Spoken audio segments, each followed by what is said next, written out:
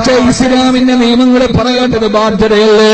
യുദ്ധത്തിന്റെ നിയമങ്ങൾ പറയുന്നത് ബാധ്യതയല്ലേ? ഞാൻ പൊട്ടുതൊട്ടാൽ എന്താ ഇല്ലെങ്കിലെന്താ? അതൊന്നും നമ്മുടെ പ്രശ്നങ്ങളെയല്ല. ഇസ്ലാമിക സമൂഹത്തിന്റെ പെണ്ണുങ്ങളോട് സഹാബിയത്തുകളായ വനിതകളുടെ ജീവിതം പറഞ്ഞുകൊടുത്ത് സ്വർഗത്തിലേക്ക് കൊണ്ടുവരാൻ അത് പ്രബോധകരുടെ ബാധ്യതയല്ലേ? അതിനെതിരെ പ്രതികരിക്കുന്നവരെ നിങ്ങളെ മതമൗലികവാദികളാക്കണ്ട. തലയിൽ തട്ടമിടാൻ പറഞ്ഞ മതമൗലികവാദി, ഇസ്ലാം അനുസരിച്ച് ജീവിക്കാൻ പറഞ്ഞാലും മതമൗലികവാദി. എന്റെ പ്രിയപ്പെട്ട പെങ്ങളെ, ഈ ദുനിയാവിന്റെ പൊങ്ങച്ചം കണ്ടിട്ട് ചാവണ്ട. നിന്റെ തോളിൽ കൈയിട്ട് ചെറുപ്പക്കാരന്റെ തലോടലിന്റെ മുതിരത കണ്ട് നീ അങ്ങനെ അറിയാതെ വിശ്വസിച്ചു പോകണ്ട.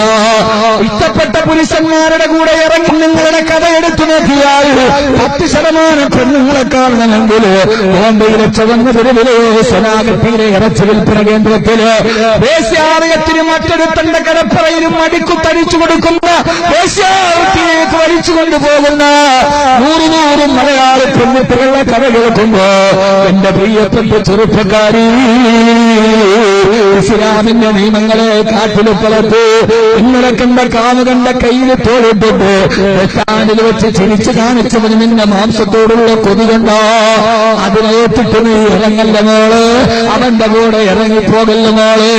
അവസാനം നീ ഒരു മാംസഭിന്നമായി എവിടെയെങ്കിലും ചാക്കിൽ കെട്ടി തൂക്കപ്പെടുമ്പോ ഇസ്ലാം ലോകത്തോട് പറയാ നരകത്തിന്റെ ഭയാനകരമായ ശിക്ഷകളെ പറയുമ്പോ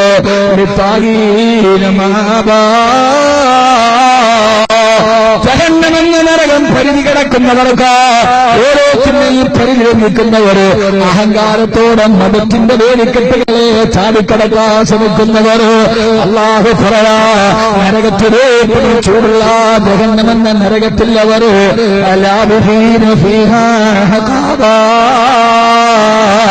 അവര് കാലാകാലം അതിൽ താമസിക്കേണ്ടവരാ. എത്ര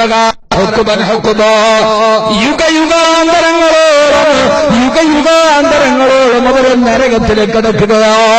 എന്നിട്ട് അല്ലാഹു പറയാ ആ നരകത്തിൽ അവർ കിടക്കുമ്പോ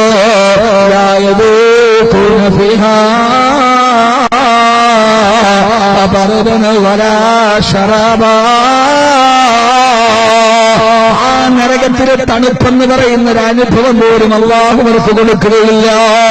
ഏത് സമയത്തും അതിന് ചൂടുകൊണ്ട് തിളച്ചു മറിയുക. അല്ലാഹു നരകത്തിൽ കിടന്നവരെ ദാഹിക്കുമ്പോ അവര് ദാഹിച്ച് നിലവിളിക്കുമത്രേ, അല്ലാഹുവേ ഒരൽപ്പം വെള്ളം തരുമോ, ഒരൽപ്പം വെള്ളം തരുമോ. അല്ലാഹുവിനൊക്കെ കുടിക്കാൻ കൊടുക്കുന്നൊരു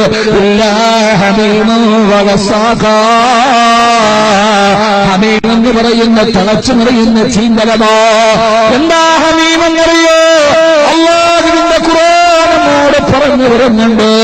അല്ലാഹുവിന്റെ ഖുർആൻ പറയുക അവരാ ഹമീമെന്ന് പറഞ്ഞാൽ നരകത്തിൽ കിടക്കുന്ന ആളുകളെ തീയിൽ കിടന്നത് ശരീരം മുഴുവന് കരിഞ്ഞ് ചാമ്പലാകുമ്പോ മറുഭാഗത്തൊരു വെള്ളത്തിന്റെ പുഴ കാണും. ആ പുഴയിലേക്ക് ഓടുക. ഈ ശരീരത്തിൽ പടങ്ങ് പിടിച്ചവൻ ജലം കാണുമ്പോ ഓടുന്നത് പോലെ അവരാ പുഴയിലേക്ക് ഓടുക. അവിടെ ചെന്ന് പുഴയിലൊന്ന് ചാടിയിട്ട് നരകത്തിന്റെ ചൂടൊന്ന് ശമിപ്പിക്കാൻ നോക്കുമ്പോ അവിടെ എത്തുമ്പോ എന്താണെന്നറിയോ? അത് പുഴയല്ല, പിന്നെയോ ഹമീമെന്ന നരകമോ, ഹമീമെന്ന പാനീയമോ. ആ ഹമീമ് തിളച്ചുമറിയുന്ന പാനീയമാണ്. അതെപ്പോഴും തിളച്ചുമറിഞ്ഞുകൊണ്ടിരിക്കുകയാ. അതിന്റെ മുമ്പിലെത്തുമ്പോ അവരെ ബാക്കിയുള്ള മാംസങ്ങൾ മുഴുവനെ ചൂടുകൊണ്ട് ഉരിഞ്ഞു മാറി അവർ അന്തരങ്ങളായി അവിടെ നിന്ന് തിരിച്ചു വീണ്ടും നരകത്തിലേക്ക് ഓടുകയാ. നരകത്തേക്കാൾ വലിയ ചൂട് ഹമീമിൽ കാണുമ്പോ അവര് നേരെ തിരിച്ച് നരകത്തിലേക്ക് ഓടുക. ആ ഓട്ടത്തിന്റെ ഇടയിൽ പാതി വഴിയിൽ അവർക്ക് ദുനിയാവിന് ഓർമ്മ വരും. എന്താ ഓർമ്മ വരിക?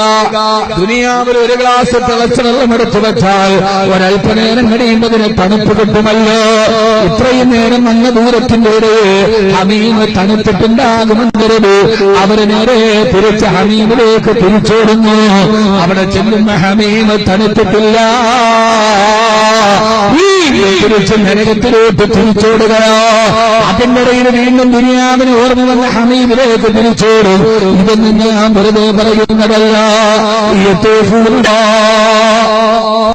അല്ലാഹുവേ അല്ലാഹുവേ ഞങ്ങളുടെ ശിക്ഷ കുറച്ചു തരുന്നു അല്ലാ. ഇതൊക്കെ ഖുർആൻ വ്യക്തമായി പറയുന്നുണ്ട്. വഖാലല്ലദീന കഫറൂ ബിഖസനതി ജഹന്നമ റബ്ബകും അന്നാ യൗമൻ മിനൽ അദാബ്. നരകവാസികളെ നരകത്തിന്റെ കാവൽക്കാരനായ മലക്കിനോട് ചോദിക്കും, മലക്കേ യുഖഫിഫ് അന്നാ യൗമൻ മിനൽ അദാബ്, ഒരൽപ്പ ശിക്ഷ ഞങ്ങൾക്ക് കുറച്ചു തരുമോ? അപ്പോ അല്ലാഹുവരോട് പറയും, അവര് ചോദിക്കും, യുഖഫിഫ് അന്നാ യൗമൻ മിനൽ അദാബ്, ഒരൽപ്പം കുറച്ചു തരുമോ? അപ്പൊ അല്ലാഹുവരോട് പറയുന്നില്ല, ഫദൂഖൂ ഫലൻ നസീദകും ഇല്ലാ അദാബാ. ദിവസം കഴിയും തോറും ശിക്ഷയുടെ കാര്യം കൂടിക്കൊണ്ടിരിക്കും. സുബ്നാഹും അദാബാ, അവരെ ശിക്ഷയെ ഞാൻ കൂട്ടിക്കൊണ്ടുവരും.